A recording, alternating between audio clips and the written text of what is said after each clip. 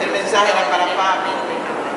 El mensaje era para Pablo. Esa es una de las razones por las que yo personalmente no creo que Dios me manda mensajes con nadie, sino que cuando Él quiere decirme algo, me lo dice a mí. Y yo creo que así es una muestra de que Él, cuando quiere decirme algo, nos lo dice personalmente. El Señor habla con cada persona. Individualmente el Señor habla de diferente manera con cada persona. Con cada persona. Como le habla a usted, no tiene que hablarme a mí. No, a mí me tiene que hablar de otra manera. Entonces, el Señor puede hablar de la manera que quiere, puede usar una persona, sí, como muestra la Biblia, sí, o puede hablarle a ti mismo directamente. O sea que necesariamente es que no es que no te Dios hable. quería con Pablo. El momento era con Pablo, ¿verdad? El momento era con Pablo. Cuando Dios quiere algo contigo, Él no anda diciéndole, mira hermano, vaya dígale a Olga esto y esto y esto. Me viene y me dice a mí, mira Olga, esto y esto y esto y esto. Entonces, dígame.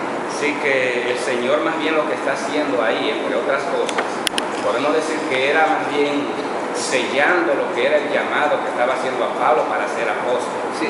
Porque para ser un apóstol había que haber estado con el Señor. Ahí ya está el Señor con Pablo, está la misma voz. Está Pablo llamando al Señor, Señor. Sí. ¿Quién eres tú, Señor? Entonces, ser testigo de sus milagros, de su obra. Es por eso que el apóstol Pablo, cuando instituye la cena del Señor, dice, yo recibí del Señor. O sea, él tiene comunicación directa a la misma manera que la tuvo Mateo, que la tuvo Jacobo, Bernabé. Entonces, podríamos resumir diciendo que los demás no tenían por qué oír la voz, porque era un llamado a Pablo, ¿verdad? Era un llamado a Pablo, era un llamado en que él tenía que escuchar la voz de Jesús mismo para ser apóstol de él, ¿verdad? ¿Qué opinión usted tiene de algunos hermanos que se hacen llamar apóstol, sin ellos haber comprado eso? No sé, porque en ese tiempo fue que Dios, ¿verdad? Dios tenía una característica, escogió apóstoles y vemos que con Pablo Dios comenzó a prepararlo para ser un apóstol, pero algunos en nuestro medio se hacen llamar el apóstol fulano de tal. No, bueno, ese sería como un estudio diferente. Pues seguimos para adelante, vamos a seguir. Para adelante, no, pero oiga hermano, No se apure. La Biblia dice de los dones y habla de que son apóstoles, que son qué sé yo, que son gente. Tendríamos que dar un estudio para no entrar en esa discusión ahora. Okay. Pero es cierto que está de moda ahora, Uh-huh. que a la gente le gusta que le digan que son apóstoles. Hermano. Semejante a cuando nació Jesucristo, en el llamado de Pablo, que José revela de Pablo. Cuando nace Jesús, Dios escoge dos pastores que estaban en el campo de la oveja y se le revelaron los ángeles a los pastores, no a los. Exactamente. Es decir, que cada intimidad. Sí, intimidad, exactamente. Muy bien, vamos a ir un poquito más de pronto. ¿Hasta cuándo es? No, complételo. Ok, entonces, Pablo tiene una presencia abrumadora de Dios. La voz de Jesús, oye a Jesús, oye la voz de Cristo, el mismo Cristo que le llama. Y entonces, Pablo dice, vamos a ver la conversación. Pablo le dice en el versículo 7, Jesús le dice en el versículo 7, Saulo, ¿por qué tú me persigues? Y en el capítulo 9 dice, dura cosa te es dar cosas Contra el aguijón. contra el aguijón. O sea, por mucho que tú me persigas, te va a ser difícil, ¿verdad? Entonces, Pablo, a mí me gusta que Pablo responde, que dice, ¿quién eres, Señor? A veces nosotros tenemos que preguntarle, no al Señor quizás quién eres, porque sabemos quién es, tal vez. ¿Qué quieres? Pero tenemos que preguntar, ¿qué tú quieres, Señor, conmigo? ¿Qué tú quieres? Y a veces tenemos que decirle quién eres. ¿Quién eres? Porque a veces estamos oyendo cosas que no son de Dios. Bueno, eso también traerá discusión que vamos a hablar más adelante. Entonces, el Señor le dice, yo soy Jesús de Nazaret, a quien tú persigues. Así que la voz que hablaba era la voz del mismo Jesús quien estaba hablando con Pablo.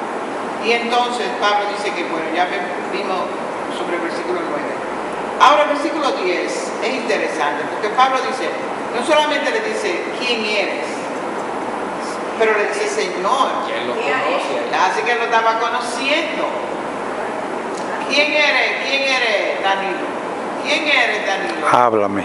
Ah, pues yo sé que Danilo. O era como decir, ¿eres tú, Danilo? ¿O eres tú, Señor?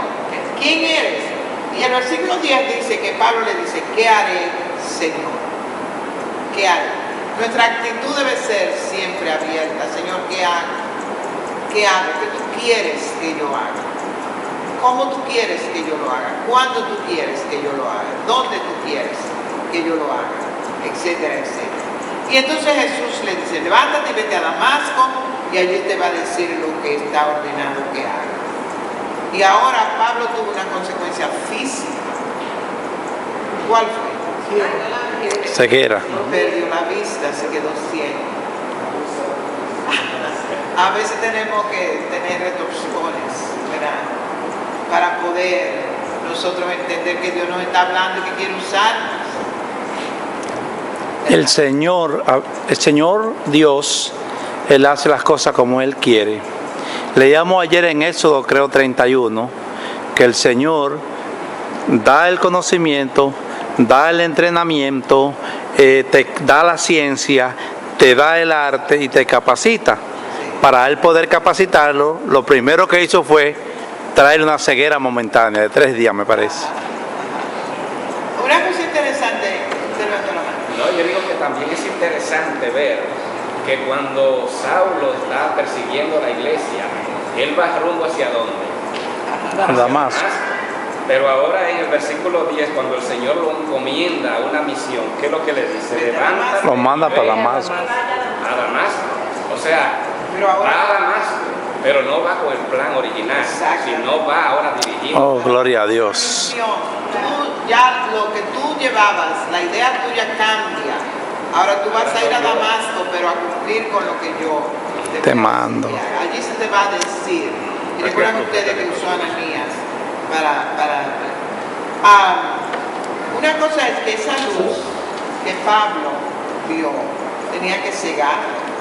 Le dice que fue una luz. El capítulo 26 dice que Pablo, la luz que vio era más fuerte que el resplandor del sol. Al mediodía. Imagínense ustedes que todos nosotros que somos de países Caliente, ese sol brillante. ese calor de las 12, ese sol Wow. de las 12 del día, como se le molesta a uno los ojos cuando mapa. Fue feliz. Es curioso que, sin embargo, no dice que solo acompañante del pastor solamente fue Él solamente. Y él solo yo. Porque y ellos vieron la luz. Pero no interesante. no le hizo nada. Ellos vieron la luz, pero no le hizo a ellos el mismo efecto. Es que a veces la manera como Dios nos llama a nosotros tiene efecto físico en nosotros. Y es que Produce ciertos efectos físicos. podían cambiar el mensaje los demás si veían. Ok, hermano. Sí, cierto, disculpe, que a veces uno habla demasiado. No, hable, pero cortito. Sí, cortito, ¿verdad? Sí, para que Ok, disculpe entonces por la pregunta. El caso es que cuando se traza la Biblia, que es el mapa que nos lleva al cielo, a todos los tiempos, debemos cada día, ¿verdad?, tratar de que cada vez nosotros vamos a aprender con sinceridad lo que el Eterno enciende en la iglesia. O sea, cuando decimos por lo menos que la luz provocó ceguera, es posible que muchos no entiendan ese término como lo entiende el pastor, o lo entiende otra persona. Porque realmente la luz de Dios no produce ceguera física. Porque los demás compañeros vieron la luz, no quedaron ciegos. Te digo algo. Dios quiso tratar directamente con Saulo de Tarso, porque él debe entender que lo que había hecho por varios años debía empezar de nuevo, porque realmente lo hacía con el alma entregado a ese lugar Dios de los cielos, el cual se le revela en Jesús de Nazaret. entonces ahora tú vas a hacer tu misma voluntad, pero ahora tú vas a hacer la voluntad como yo la he trazado. Ni siquiera le digo qué va a hacer. Te van a decir lo que va a hacer. ¿Qué piensan ustedes que representa la luz que él vio? Para mí la Presencia de Dios. De Dios. La gloria de Dios, ¿verdad? La presencia de la gloria de Dios. Exactamente. Entonces él vio la gloria de Dios en el momento. Él vio la gloria de Dios reflejada en esta luz brillante, en esta luz que era tan fuerte como la luz, más fuerte que la luz del sol a mediodía. Era una luz fuerte, porque así es Dios, la gloria de Dios es así. Hermana, cualquiera que pase por la gloria de Dios tiene que quemar por dentro todo el mal que tiene que quemar por dentro todo lo que hay para poder entonces estar con la mente de Dios. Exactamente. Aquí donde dice, ¿por qué me persigue? Que él le dice, ¿pero quién eres? Entonces le dice, yo soy Jesús. Él no dice, ¿por qué tú persigues a los cristianos?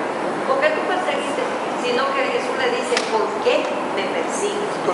Sí, pues los cristianos, el camino era Jesús. Porque ¿qué dijo Jesús? Yo soy El camino.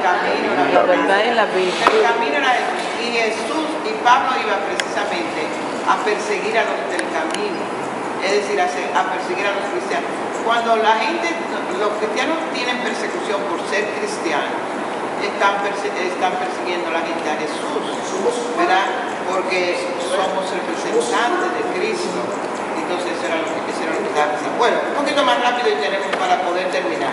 Entonces vemos a Pablo como ese hombre que es dócil, que entiende, que es obediente, que coge para Damasco, ¿verdad?